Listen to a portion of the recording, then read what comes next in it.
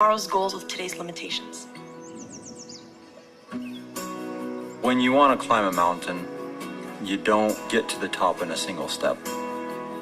You have to take one step forward and then climb another step and then climb another step.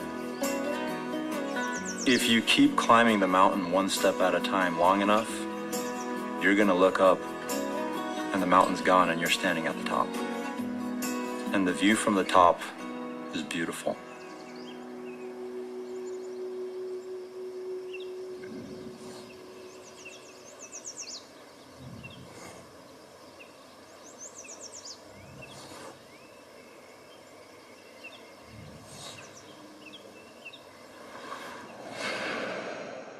Now, if you're not going to do the 100% down plan, what are you going to do? Well, we're going to save up a down payment and we're going to do baby step 3B. First time home buyer, I want you to put down as much as you can, usually 5-10% at least, but the more you put down the better, because obviously you have less debt, less of a payment, better situation, more controllable, okay? But we'd love for you to put down 20%, because if you put down 20%, you can avoid PMI, which is private mortgage insurance, which runs about $75 a month per 100,000 borrowed. So that's a lot of money. You start borrowing 300 grand that you're paying for PMI. And PMI is not insurance that does anything for you. You are forced because you did not put down enough to buy this insurance that pays the mortgage company in the event that they have to foreclose on you and they lose money. This is not insurance for you. It's insurance for your mortgage company that's betting on you failing. Private mortgage insurance. It's foreclosure insurance that you buy that protects them. So I love it if you don't have this expense. Number one, it feels icky, but number two, it's $75 a month per 100,000 borrowed roughly. Turns into a serious amount of money that you're dumping out the door to cover this because you didn't put down 20%. So 20% or more is optimal, but if you're a first-time home buyer, sometimes you don't want to wait that long. Sometimes you're going to want to go at 5 or 10%, 15% down. That's fine, but just know that you want to get rid of this PMI as fast as you can. If you do take out a mortgage, I don't tell people to take out mortgages, but if you're going to, it's the one kind of debt I don't yell at you for. Take out a 15-year fixed rate maximum. No more. No circumstances would I tell you, under any circumstances. Well, Dave, don't even ask. 15-year fixed rate, no more. Don't do this. Go ahead and get pre-approved with a mortgage company. Don't let your lender do your home budget. Your mortgage payment, including your HOA fees, your taxes, insurance, principal, and interest, should be no more than 25% of your take-home pay. I have people that I talk to on the radio or I'll talk to in counseling sessions, and their house payment is 50%, 40% of their take-home pay. They're house poor. Their house is beating the snot out of them. There's no wiggle room in that budget. So anytime anything comes up, they're already broke as soon as they pay their house payment, their light bill, and their food. They're house poor. All in the name of, I had to get a house, and all in the name of, oh, you don't understand, I live in an expensive area. Let me tell you this, math works in California and New York. And it also works in Tennessee and Texas and Kansas. It works exactly the same, by the way. House poor is house poor. Well, you don't understand, I live in an expensive market. Does that mean you can't afford to live there? Some of these markets, the real estate is so stinking expensive that you have to make serious money to live in that market. And you may be trying to live in a market you can't afford to live in with the current career you're in. That may be what you're saying. And that's just an economic, mathematical reality. You're not going to live in Manhattan, in downtown New York, some of the most expensive real estate in the world, if you don't make some serious coin. You can't pay the bill. That's what it amounts to. So don't be house poor. What if you don't have a credit score? What if we follow your stuff and your credit score is indeterminable? Well, that's a wonderful problem to have, isn't it? Number one, if you don't have a credit score, it means you haven't had debt in a while and you probably have saved some money, and so the mortgage is less and less and less of a problem. But you actually can get a mortgage. I got my real estate license when I was 18 years old in 1978. In those days, there wasn't a FICO score. In those days, if you bought a house, we took you to the lender, the savings and loan, or the mortgage company, or the banker, and they would do underwriting, which means that they actually checked to see if you had a job. before they loan you money for a house. And then they check to see if you had made deposits into your bank, and they verified the savings account in the bank to see if you actually had a down payment. And then they checked with your landlord to see if you'd actually been paying your rent.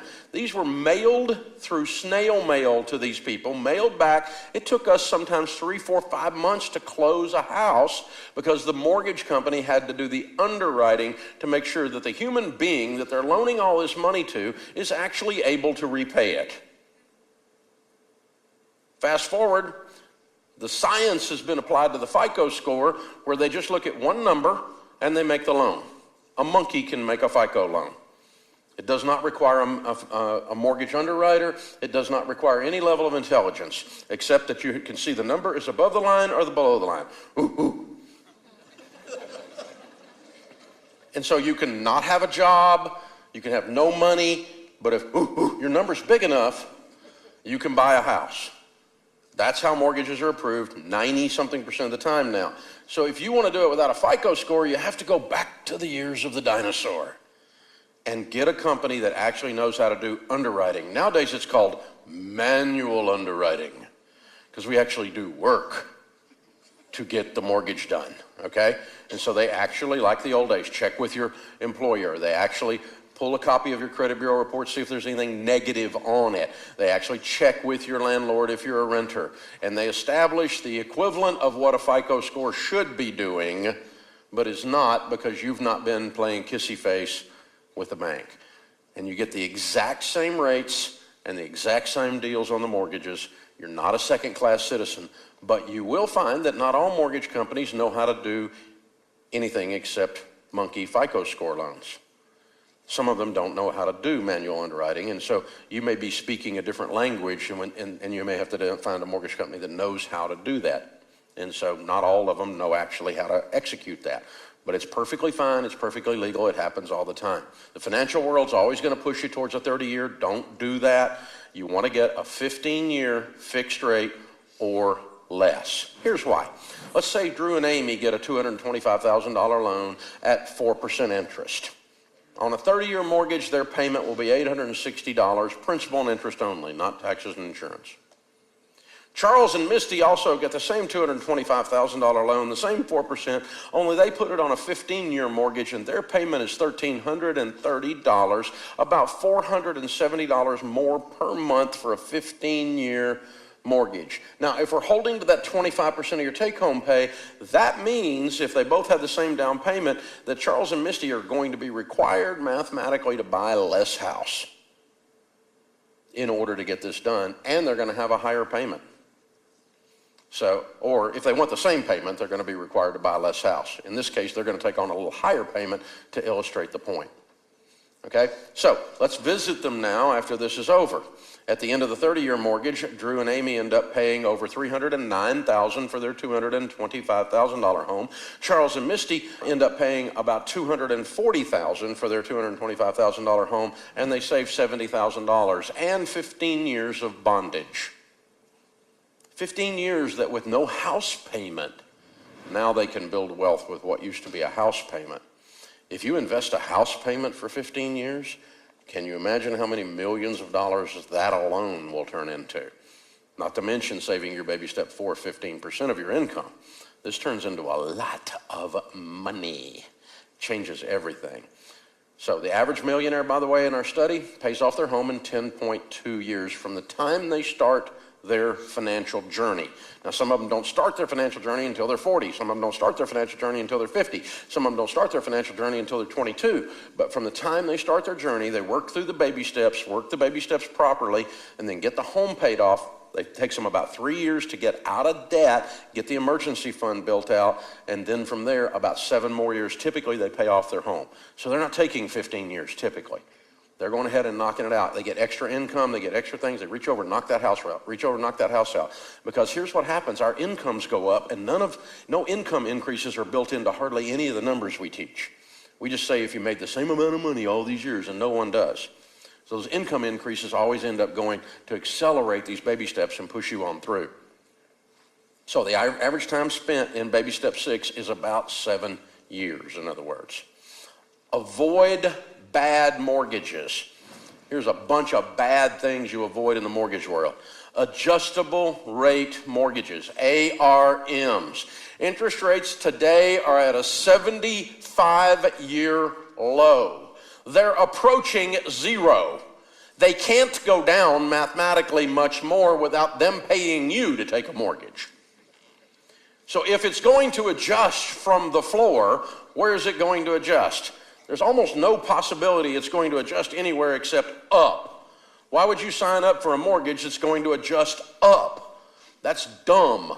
And the way the thing is built out, at the end of the first adjustment period, with the way they set up the margins on the thing, margins over the index, it's always going to adjust up at the end of the first time. Unless interest rates go down, you're going to get an upward adjustment. Not if they stay the same. So bad mortgages. Interest-only mortgages, reverse mortgages, subprime mortgages, balloon mortgages, USDA mortgages, biweekly mortgages that you pay for. Any mortgage with a prepayment penalty is bad. Now, we just talked about adjustable rate mortgages, ARMs, why not to do those? Interest-only mortgages is like exercising and not losing weight. You're just paying the interest, paying the interest, paying the interest. It's like treading water with concrete shoes. It's just a matter before you get tired and go down because you're making no progress. All you're doing is paying the interest. Where did you think this was going to end? It's not going to end well. Reverse mortgages. If the Fonz and Magnum PI are pitching your mortgages, if you're buying your financial products where they sell Snuggies and walk-in bathtubs, you probably are in the wrong place to get your financial products. In 2016, the big reverse mortgage companies were fined over $800,000 for misleading people. A reverse mortgage happens when someone's 62 years old, they have a paid-for home, and they're broke, and they don't have any money, but they have a paid-for home. They want to start receiving payments and going back into debt one payment at a time. That's a reverse mortgage. It's going the wrong direction in reverse. We want to go forward. We don't want to go in reverse. This is very, very bad because it preys on the seniors market. It preys on the elderly market. A lot of them don't understand what they're getting into. Over 100,000 of these loans have failed. Foreclosures are everywhere. Evictions are everywhere. This is out of control. The default rate among reverse mortgages is 18%. The default rate among normal mortgages is 3%. That tells you that this is a failed program, an epic failed program. High fees, bad interest rates, bad product. Stay away from it. Subprime mortgages. Now, why would anybody do a subprime anything? I want to go to a subprime restaurant and order a subprime steak. I want a subprime car. I want a subprime life. Why would you do a subprime? Subprime means you're getting charged a high interest rate because your credit sucks and you're broke. And you shouldn't be buying a house. That's what subprime means. You've got some work to do to clean up your mess before you buy a house. That way you own the house and it doesn't own you. Balloon mortgages. You know what balloons do? They pop. You get a 5-year balloon and it feels like 5 years is 50 years from now. And any of you that are old like me, have you realized how fast 5 years goes? Oh my goodness. It was 20 seconds ago that all that stuff happened and I was 20 years old. Not anymore, right? 5 years goes just like that. And you take a 5-year balloon, a 3-year balloon, it feels like it's way off in the future, like I kicked the can down the road. Nope.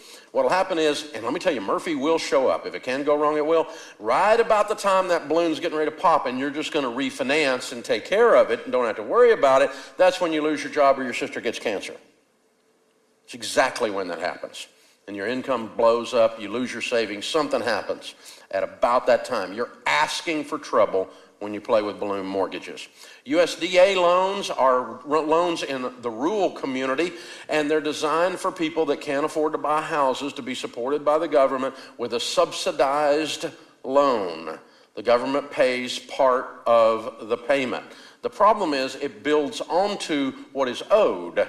The subsidy isn't pure, it's just paid right now, but you get to pay it later. It's added on to what owes. It's a negative amortization schedule. And the problem with that is when you get ready to refinance or sell, many times you can't. You can end up owing more on the house than it's actually worth. You could end up like a car situation where you're upside down. Stay away from these things.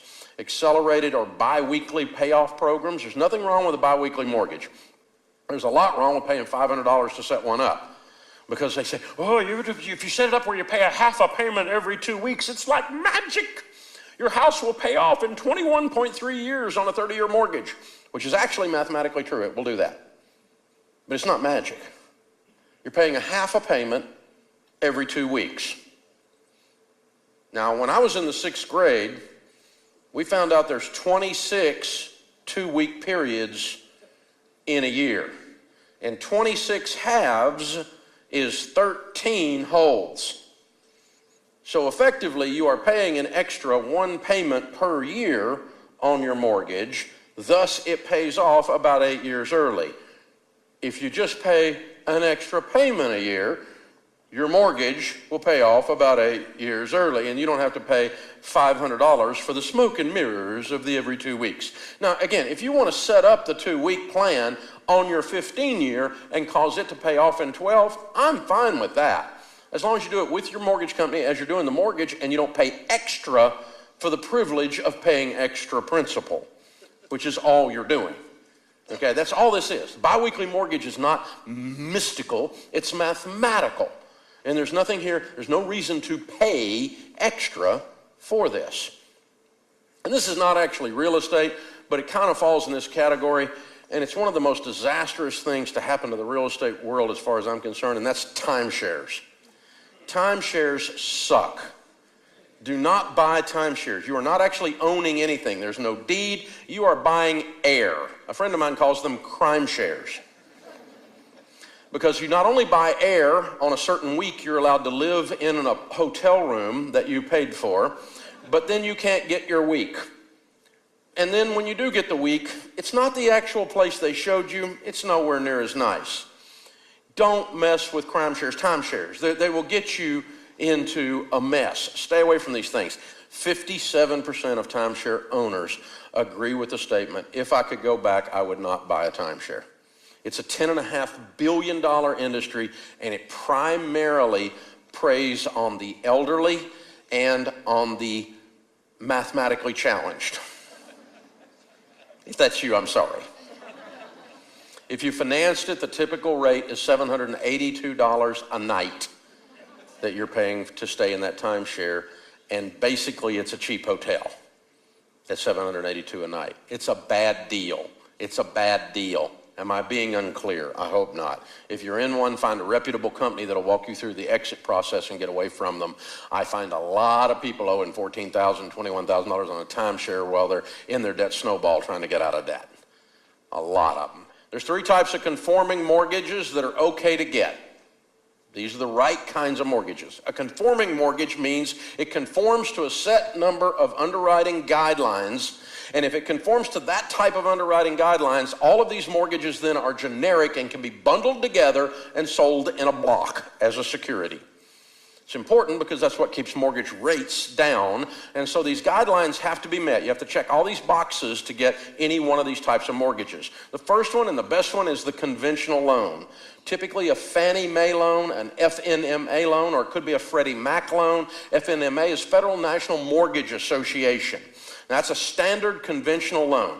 5% down, 10% down, 20% down avoids PMI. Remember that? We talked about that earlier. And that's what you want to do. This is the cheapest interest rates, the lowest fees on closing, the best deal. Now, it's still got the normal closing costs, it's still got points, it's still got all the stuff in it that a mortgage has, but it's the best rates on all of it on a 15-year fixed rate, Fannie Mae conventional. The bank is going to be made whole by the government. The bank has zero risk in the event of a foreclosure. The government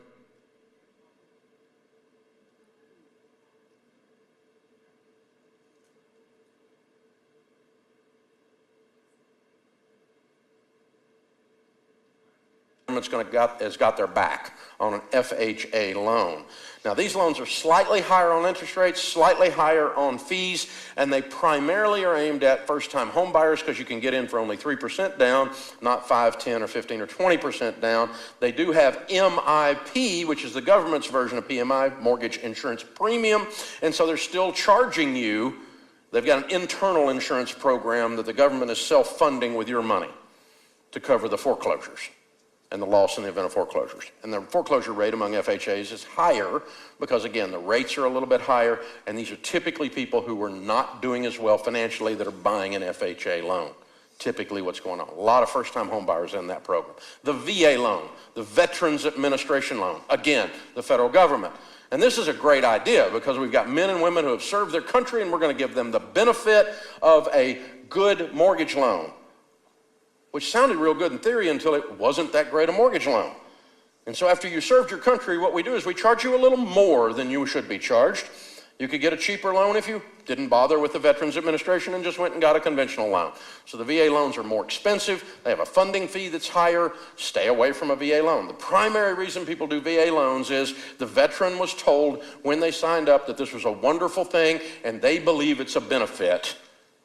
They believe they're being honored, and they don't even bother to look at the fact that it's more expensive. The second reason people do VA loans is it's one of the few loans you can get in with absolutely nothing down. Zero money. Seller can pay all the costs. The veteran can just sign the paperwork and move in. Translation, you're too broke to buy a house. Don't be buying a house if that's your only way to do it. So VA loans I wouldn't do those. Again, I would do the conventional of the three, but they're not that bad. None of the VA, the FHA are just slightly worse. Another way you can do it is owner financing. Now this can get really interesting. You have to be very careful because you got to put it together properly. But owner financing is when an owner of a piece of property is willing to take payments instead of a check. And so you're going to pay them $200,000. You give them a $20,000 down payment. They're going to finance the $180,000, meaning that you're going to pay them the $180,000 mortgage instead of a mortgage company on whatever interest rate and whatever terms. And just make sure you're doing that with a good attorney and make sure your interest rates are competitive. The good news about that is you can avoid a whole bunch of the gotcha upfront closing costs with a traditional mortgage. But if you can get a right kind of deal with an owner finance deal, it can be really, really good. Now, danger, danger, danger. Do not do land contracts or contract for deed. They're the same thing. This is where a land contract or a contract for deed is where you don't put the deed in your name, and instead of doing a mortgage with the seller, you just do payments to the seller, and after you made all your payments for 15 years or whatever, then they put the house into your name. Here's the downside. Really dangerous. Now, I've had a whole bunch of clients over the years getting messes with this. The downside is something happens with that seller during the time you're paying them payments. They're in a head-on car wreck. Someone dies and they get sued for $5 million and lose the lawsuit on a wrongful death. That lawsuit lien is now on their real estate. It's not in your name. So now you'll never get title to that house because they have a lien on it.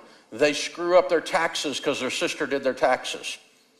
And they owe the IRS $160,000 and the IRS puts a lien on their real estate. It's not in your name. You'll never see the title to that property. Even though you executed the contract perfectly, you've got no protection because the property's not in your name. Don't pay payments on crap that's not in your name. Bad idea. So, if you're not paying 100% cash for a house, then what we're talking about is you get a 15-year fixed rate where the payment is no more than a fourth of your take-home pay. Love to see at least 10% down. Really love to see 20% down when we can. Now, when you get ready to buy a house, you need a good real estate agent in your corner. They're worth the trouble. They're worth the money. They're not a bunch of crooks. There are really good people in that world. Now, there's some doofuses in that world like any world. But these guys that really know what they're doing in the real estate business are worth all the trouble you go to deal with them. Interview at least 3 real estate agents. What you're looking for when you're interviewing a real estate agent, this is a consultant to help you make the largest purchase you may ever make. So they need at least 2 years of experience. Your sister's brother's cousin who just got his license doesn't qualify. Stay away from Charlie. Charlie doesn't know what he's doing. Sorry, Charlie. Great communication skills. Do they respond to you when you reach out to them? Do they have the heart of a teacher? When you meet with them, do you feel sold or taught? You feel like you need to take a shower? You feel like you got slimed? That's not who you want to work with. You want someone that's teaching you along the way, particularly if you're a first-time home buyer. There are some real estate agents that love first-time home buyers because they love to teach them. They love to see your face light up when you buy your first house. And they actually specialize in the person who doesn't know what the flip they're doing buying a piece of real estate. It's very cool. Can you check out their integrity and their honesty? Do they close at least 35 homes a year? If you sell 3 houses a year, I don't want you transacting my largest transaction of my life. I want somebody who does 3 a month, okay? Or more, or 10 times more. I mean, do they really do, and not so much volume that they're too busy to take care of you, but they need to actually be doing this a lot. They need to be showing that they're experts in the field, that they're knocking this out. 90% of agents in America today close less than 35 transactions a year. So that means you're looking for the top 10%. High octane, high performance, but why wouldn't you? It's your largest purchase. You don't need your sisters, brothers, cousins, aunts, uncles, sister that just got his license. We're not doing that. Or my friend at church, her feelings will be so hurt. I'm sorry, I don't give a rip. I love you, darling, but you don't know what the flip you're doing. And so after you sell 35 houses a year or more for 2 years or more, I'll consider doing a transaction with you. Otherwise, I probably know as much about this as you do, and you're getting paid a lot for doing nothing. 90% of the agents don't fall in that category. You need top 10% is what you're looking for. So now it's time to go house hunting. 93% of people look for a home online these days. Online shopping is the way to go. Use broker sites. Don't use the big name third-party sites. The broker sites are actually more accurate. Stuff like Realtor.com. Those are updated almost every 15, 20 minutes. And some of these other sites that have big names and everybody talks about, their stuff is so dated, so far behind, you're probably late to the party. You don't want to fool with those. Buy in the bottom price range of a neighborhood. Do not buy in the top. You don't have to buy at the very bottom, but the bottom half anyway. Because when people come to look for a $300,000 home in a neighborhood where everything sells for $150,000, they're not coming to look for a $300,000 home. But if they're coming into a neighborhood where they're thinking, okay, this neighborhood is $400,000 or $500,000, but here's one for $390,000, oh my gosh, that house is going to appreciate faster, it's going to be easier to sell.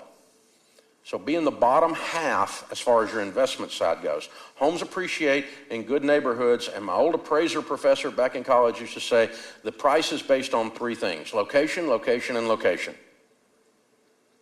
Where you can, buy near water, buy with a little bit of a view, and you'll be amazed about what is called water and what is called a view. A drainage ditch sometimes can be known as a creek. It's a wet weather creek. It's a drainage ditch. It's got mosquitoes in it, okay? Come on. The number of ponds that I have seen that are named lakes, absolutely amazing. But you'd be surprised when you put the house on the edge of that pond and it's on the lake or it's not on the lake, what the price does. Because people will do almost anything to be near a little bit of water or be up a little bit so they can see a little bit of a view or be somehow contiguous to something. If you're buying in a tower and you're buying condos, the higher up you go, typically the higher the price. Because again, the view. Even though you have to ride the elevator further. And if there's a fire, you're going to have more trouble. I mean, but still, we pay more to get higher, don't we? Almost every case. They don't put the penthouse on the bottom floor, do they? They put it on the top. There's a thing going on here. Buy bargains by overlooking things that can be fixed. Overlook the aesthetics. Carpet can be fixed. Paint can be fixed. Kitchen cabinets can be changed out. Roofs can be fixed. Bad landscaping can be fixed. Bad floor plans, horrible exteriors, poorly set on the lot, basement caving in. These aren't easy to fix. Get stuff that's easy to fix. I used to buy and sell real estate for a living, and I had a little couple at church that wanted to get a deal because I was buying foreclosures, and I found this property $150,000 under market. It was a great property. And this was a little couple buying their first house. And I'm like, hey guys, we can get this $150,000 under market. I'm just doing it. I'm gonna make a little spread on it. But I mean, this is great. And we go over there, and it's a great house, but it had the ugliest carpet in it. I mean, ugly. Y'all remember the carpet you had to rake? The shag, right? This is what it had. It had that shag that waved in the wind, right? And so we go in there, and it has this horrible carpet in it. And the little girl, bless her heart, she said, we just can't buy it. And I'm like, why? And she said, I just can't do the carpet. I said, honey, it's $150,000 under market. You can carpet the entire neighborhood for $150,000. They still didn't buy it. She couldn't get past it. So that's where you get your deals. You realize a little bit of carpet here will go a long way of straightening this mess up. A little bit of paint will go a long way straightening this mess up. You're looking for a deal. You're looking for the Elvis print in the master bedroom, because you know that can be taken down, right? And long live the king, but he's not my master, all right? So I'm just saying. Always buy a home that is or can be attractive from the street and has a good floor plan. The very first home we bought in Tennessee, I violated this when we were newly married. I bought a Tennessee house on the edge of a hill. You're driving through the neighborhood, and the houses on one side of the street are down in a hole, and the houses on the other side of the street are perched on the side of this cliff. And sitting up on the cliff was like this ugly two-story, so it just kept going. I mean, it was ugly and then ugly on top of ugly. And the driveway just went up and like this and then into the house.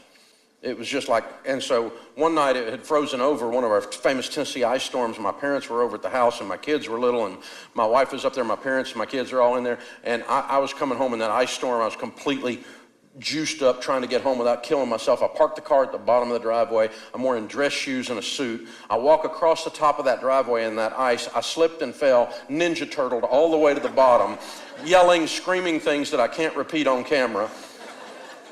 My mom looks out the window and says, Sharon, somebody's playing on your driveway. Do not buy this house, okay? This house is not a good house. It was ugly. We got a deal on it when we bought it. Guess what we did when we sold it? We gave somebody a deal, because that's what you're going to do. You got to give a deal to get past ugly. Ugly goes all the way to the bone, okay?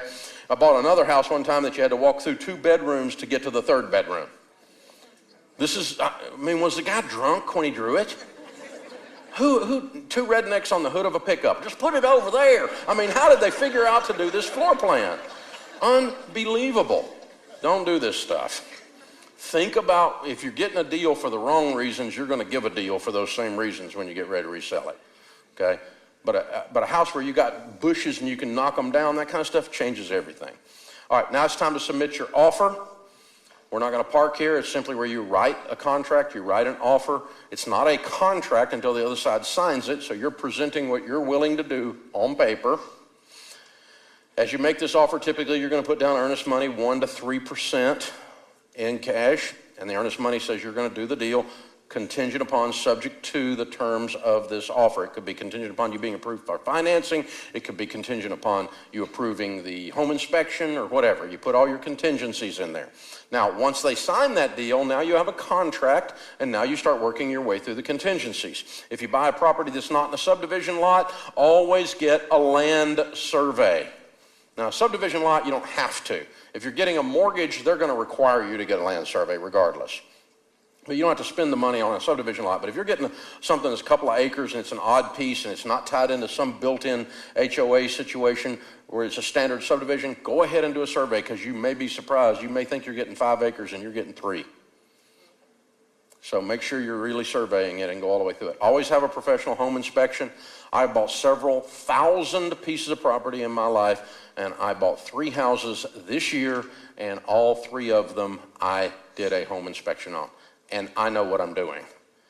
I can do the home inspection. I've run enough rehab crews and done enough stuff over the years. It's easy for me. This is my world. I love this world. Title insurance insures you against an unclean title when your property ownership is called into question.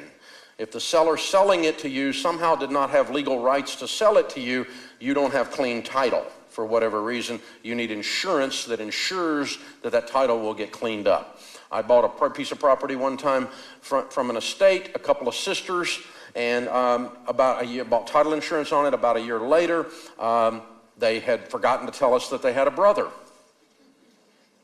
And so this guy shows up and says, well, I never signed on that. Where's my third of this house? So, well, you need to see your sisters. No, I think I still own a third of this house because my portion of the ownership was never transferred. And he was actually right. So good news, Dave did not have to write that check. The title insurance company got to write that check, and then they went after the crooked sisters, but who forgot that they had a brother. Yeah, give me a break. It's kind of an oversight. So on average, you'll pay 3 to 4% of the purchase price on your home on closing fees. As you become the closing is where the deed is signed. The deed is then recorded at the courthouse. That is what makes you the owner of the property when it is recorded at the courthouse. Until it is recorded at the courthouse, it did not happen. Now, unless you've reached baby step 7 and you're able to pay cash for the new home, the safest and smartest plan is to sell your home before you buy another one. If you currently own a home, don't buy one, commit to 2 sets of payments. You're going to get yourself in a mess every time. You're going to become what's known as a motivated seller. You're going to be in a pinch. Don't do this. Again, you're getting ready to sell a home. You interview 3 real estate agents. Same situation. You're trying to get somebody that's a pro, does 35 transactions or more a year, knows what they're doing. The typical home that's for sale by owner this year, the statistics are that it will sell for $217,900. The typical home sold by a real estate agent this year nationwide is $295,000. That's $77,000 more on average that a home will bring when sold by a professional that knows what they're doing, putting it through the MLS system properly, functioning as they should function, getting the most possible dollars for the home, knowing how to price it, knowing how to help you stage it and get it ready to sell. Commission's going to cost you about 6%, but that's a 35% increase in value. So that, in other words, the real estate agent, when you're paying them, on average, is free, and they're worth their money. I use real estate agents. I own a real estate company, so there you go. Have your agent do a detailed comparative market analysis, a CMA, to accurately price your home. This is an appraisal for your home. Your home's value is not based on your feelings. There's an actual way to do a comparative market analysis, find 3 other properties in the area, compare your home to those, square footage, attributes, other things it has, make adjustments for the differences, and come up with an average. And it's very easy to put a value on your home and look at the actual scientific data. This is how an appraisal is done in residential real estate, and this is what your agent should do for you. It's not technically an appraisal under the law, but it is how an appraisal is done. When your home's value is not based on your feelings. Think like a retailer when you're selling a home. Do a home makeover on your home. You're staging your home. You're setting it up to sell. You are not trying to go, well, they just need to overlook my dirt. No, you need to clean up your dirt. You need to get it ready. I told our children when they were little, we were putting one of our houses on the market. I said, if there is any sign that you live here, you won't be. If you have a cat, send it to Aunt Gertie. Cats will cost you 10 grand. People don't like cats unless they like cats. And there's a percentage of the population when they walk through, they go, ew. If you have a puppy that sheds all over everything, I love puppies. I'm a dog guy. Dog needs to visit somewhere. Sorry, because all they're wondering is where that dog pooped in this house. That's all they're wondering as soon as they see that dog. They're not thinking about the house. They're not looking at the kitchen. They're thinking, where's the dog poop? That's what they're doing, especially if they're not animal people, right? And they're persnickety types. So you know what I'm talking about. So you're getting a house ready to sell here. You need to think about that. You need to get it ready to sell. Look at your kitchen counter. Take half your stuff off your kitchen counter and pack it in a box. You're not using it anyway, and cluttered kitchen counters look small. They'll say, oh, there's no counter space. And there's plenty of counter space. You just can't see it because of all your junk. You're moving anyway, go ahead and put it in a box. It's seldom used kitchen items. That's what it is, right? This is where we're going with that.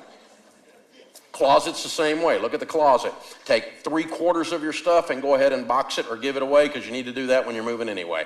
Get the closet where there's just a couple things in there. A crammed closet looks like, oh, they don't have any closet space. A closet space, and they go, look, there's plenty of room in these closets. We'll be able to fit in this house. This is how people's heads work. Put light bulbs, extra high wattage light bulbs in everything. I don't give a crap about energy efficiency. Lit rooms look bigger than dark rooms. It's a dingy little bedroom because it's just not got any light in it. Light it up, baby. Light it up. Get it ready. You're staging a house to sell here. You're making this look like a model home when you walk through. All your little stuff that's cute to you is not cute to anyone else. You're now in the marketing business because every time you do something like that, it's $5,000 or $10,000 on your house price, or it sits on the market and it gets tired because nobody wants to buy it because they can't overlook all your junk to see themselves living in the house. These people buying houses do not have imaginations. They can't look past your stuff. You got to market this thing. What's their first impression when they walk up to the front door? Stand out in the street, look at the curb. What's the curb appeal feel like? And you look at the house and you go, dadgum, I never looked at this through the eyes of a buyer. That bush looks like it's eating the corner of the house. And when you take this 73,000-pound bush off the corner of the house visually grows 47,000 feet. You know what I'm talking about? But you never thought about it before. You just didn't want to deal with it because I'm out here doing yard work, right? But you got to get rid of that thing, man. It's killing you. What's the curb appeal? We're trying to make it look nice. It's a first impression at a job interview. That's what your curb appeal is. When they pull up, how's it look? Are we ready for the job interview? Everything's diced and looking, and Leave It to Beaver lives here. We're ready to go. So, real estate represents home. It represents family. Millionaires typically pay off their homes early. They do not run, oh, I'm going to keep a 30-year mortgage because the interest rate's low forever and invest the difference. We did not find that in the millionaire study. We find them paying off their homes, and they're not just Ramsey followers. They're not just Financial Peace followers. These are people that just using common sense, they know they got to get out of debt. And when you don't have a house payment and you're dumping money in your 401k, you're on your way to being a Baby Steps millionaire. You're going to bust through Baby Step 6 here, and you're going to own your real estate. You're going to do it right.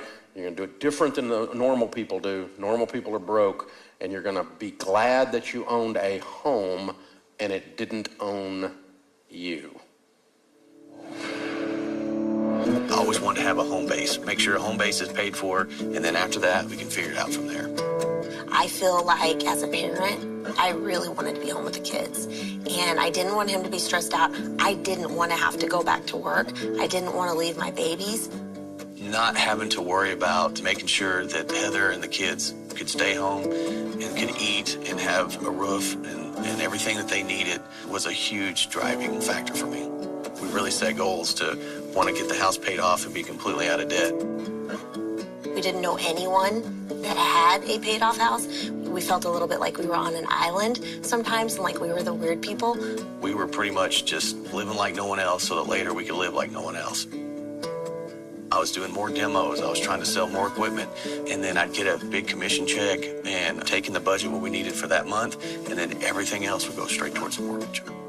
At the time, it felt like it was a long road, but I always felt in my gut that it was very attainable. And I always knew that we were going to get through it, but it was a long, drawn-out process. So it was actually Heather that made the final payment. The excitement, it's hard to describe. It was almost unreal. Did we just do this? Did this just happen? And then just a huge burden lifted just instantly.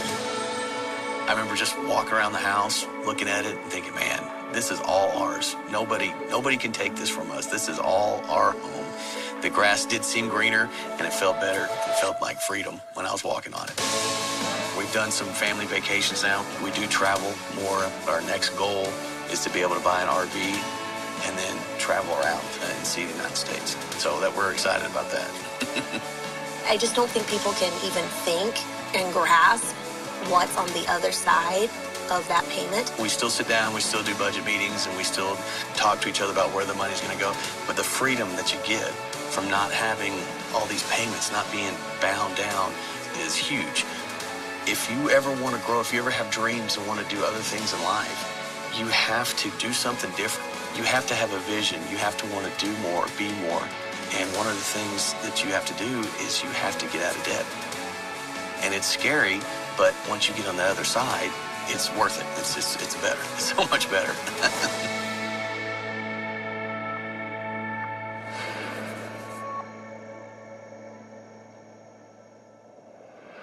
You may not realize it, but you're probably sitting inside of one of the most important assets in your wealth building journey, your home. Look, the big deal about real estate is that it can be a huge blessing or it can bury you. And there's really no in between. It's too big a purchase, so you've got to do it right. If you're gonna build wealth, you get a home that you own. It doesn't own you. So if you're in the market to buy, slow down a little bit. Don't get house fever. Make the right purchase so you don't get buried by a house you really can't afford. If you're in a home right now, it's time to get after those payments. The average millionaire in our national study of millionaires pays off their home in 10.2 years. They make extra house payments. They refinance. Some even downsize. They make a plan to pay off their home early and execute that plan until it's done. And that's what you're going to do. This is huge. When you get your house paid off, you're freed up to seriously build some wealth. You take that house payment and you start putting it away for retirement, man, that's when we really start going, baby. Hey, the home that you own is rising in value year after year. You're investing more. You're in complete control of your income, which is your most powerful wealth building tool. And you know what you get to do now? Whatever you want. Once you've paid off the house, you're done with baby step 6. And now you get to live and give like no one else. You're enjoying your money. You're giving generously. You're changing your family tree. All of this comes together when you get to baby step 7. So that moves us into the last lesson, my favorite lesson, outrageous generosity. You can do everything we teach and you'll have some money, but you will have missed the whole point of this journey if you miss this last lesson. I personally love it. And I love to teach it.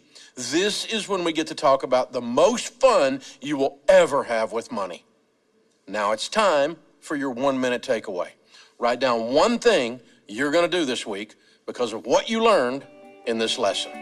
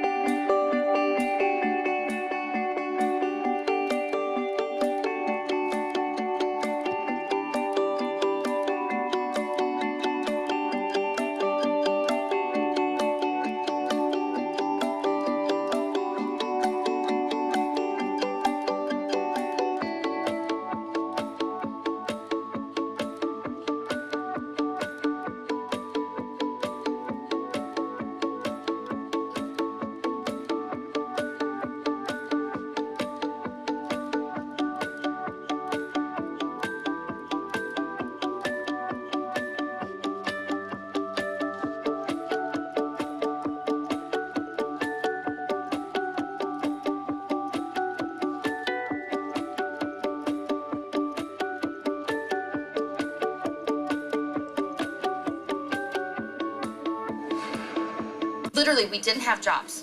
Yes. It was called a no-doc loan. We went in. That's starting again. Good. Thought, oh no, it's going to start again. Before we get into our groups, I just wanted to, instead of, you've got the discussion questions, but I have a big question before that all of you, when you get into groups, to talk about is how do we celebrate everything that we've done? I've got the idea of some testimonies. But I've been trying to figure this out with some other coordinators because most of the classes are under 20 people, usually maybe 12, 15 people. And so they have 2 hours. And we've got an hour and a half of childcare and a few more than 12 people. So I'd like for you all, when you get in your groups, to kind of think about what can we do to celebrate our graduation. And the other thing is, what are some ways, this next week is going to be about generosity. And I'm thinking that it would be a really good idea for us to think about some ways that we could be generous. So I messed up this week. I'm going to tell you about what happened. On our trip, we met somebody who actually is following this plan right here. But she was so excited that she might get a job making $20 an hour. She was so excited. She's like in her 30s. And then she tells me she owns her home. She's never had a car payment. And I thought, after we were away from her, I thought, we should have just given her some money. We should have given her some cash to be a blessing to her. Not as a tip, since she was serving us, but as a blessing. And I thought, oh, here I am listening to this generosity lesson and messed up. So I said, next time, I'm going to remember this. But I want you all 2 things. One is when you get in your groups, how are we going to celebrate? even if you break up into small groups and go out afterwards or however you want to do it, just come up with some ideas. And the second thing is think about how you can be generous this week.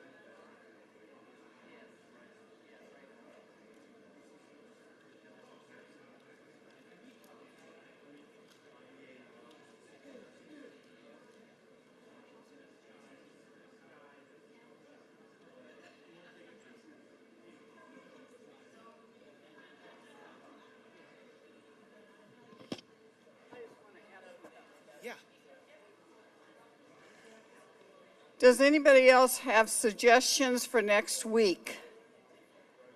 Suggestions for the celebration. I've had suggestions of having maybe a snack or dessert tables out in the foyer, and I was going to submit that.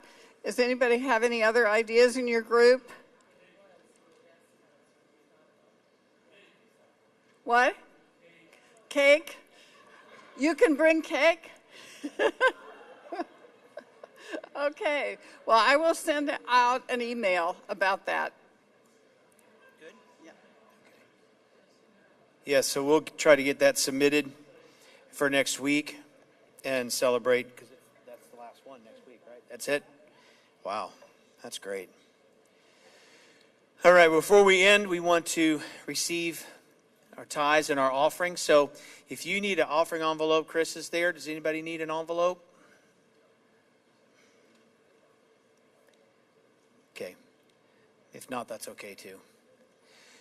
I want to thank all of you for your continued giving, your continued faithfulness to the church and to what God is doing. I mentioned Friday night, I believe, during the offering time, that we have several church projects, like building projects, that we're working towards. And unfortunately, they cost a lot of money, as does everything right now. And so as you're giving towards that, just remember, it's not just for this, that, or the other. There is purpose behind it. And so as we're talking about finances and being a blessing and pouring out and all these kinds of things, we need to remember to do that. So if you would, let's stand together and we're going to pray. We're going to thank God for our finances in this church. And we will always have enough, won't we? We will always have enough to do everything we want to do. We'll always have enough. So, Father, we thank you that you are good and you are faithful in all that you do and all that you say. I pray a blessing over these tithes, these offerings. We thank you, Lord, that we are able to give. We thank you, Lord, that your kingdom is an everlasting kingdom. And we will be able to do everything that you want us to do. We will accomplish everything you want us to accomplish. And we thank you for that, God. In Jesus' name, amen. All right, well, if you do have kids, if you could go on over and get them, they would appreciate that. And with that, we'll see you Friday evening at 7, Sunday morning at 10.